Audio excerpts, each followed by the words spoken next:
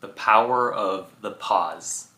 For certified coaches like myself, we have to go through very rigorous training focused around active listening, asking great questions, and being able to provide a space for clients that drive them forward. Something that very effective coaches do well at is using the power of the pause in an intentional way.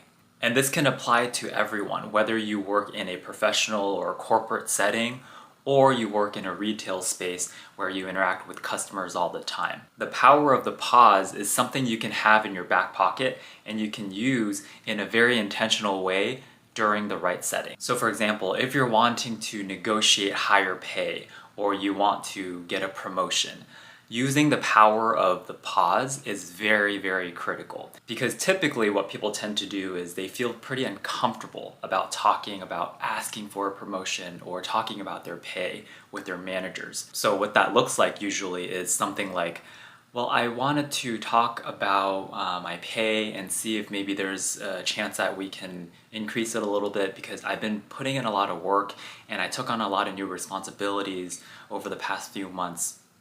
But I also know that we're very tight on budget right now. It's kind of an uncertain market and there's just a lot of uncertainty for the rest of the year. But I did want to at least talk to you about it. That doesn't come across very impactful or confident, does it? On the other hand, if you use the power of the pause, it could look something like this. I wanted to talk about my pay because I've increased my responsibilities over the past few months, and I've really enjoyed learning a lot and being able to have more impact for the company and for the team. I wanted to better understand what the process looks like to get me promoted to X, Y, and Z title with an increased amount of pay.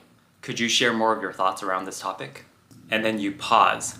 Make sure you don't fill the air with words. Make sure you don't let your own uncomfortableness feed into needing to fill the air or fill the space with words, because whatever comes out of your mouth afterwards is only going to be justification on behalf of your manager or for the company. After all, what you're seeking is the response. So if you don't allow them the space and the time to respond, you're doing yourself and them a disservice by just continuing to ramble on.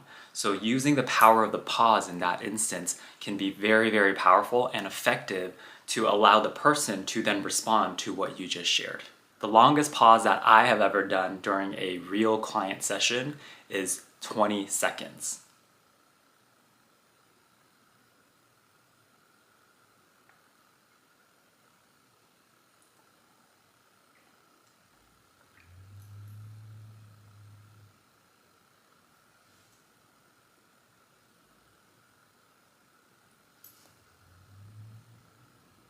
That was 20 seconds. Now, that might be a little bit extreme, right? It was a very, very edge case where the session was very, very intense and the client needed some space to think. But the important thing is, even though we may be feeling very uncomfortable inside when there's pauses or when there's silence sometimes, especially for the people who are uncomfortable with silence and they feel the need to say something, that's where the power of the pause can come into play more and more in your life. So I'm not telling you to start pausing for 20 seconds in the middle of a conversation, because it has to make sense for that particular context.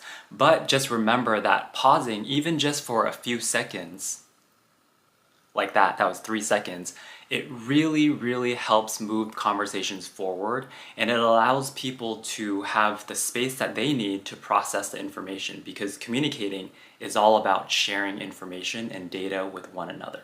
So if you don't allow some space in between with a regular cadence of back and forth, that's not a conversation, you're just speaking at someone. So keep that in mind and remember the power of the pause.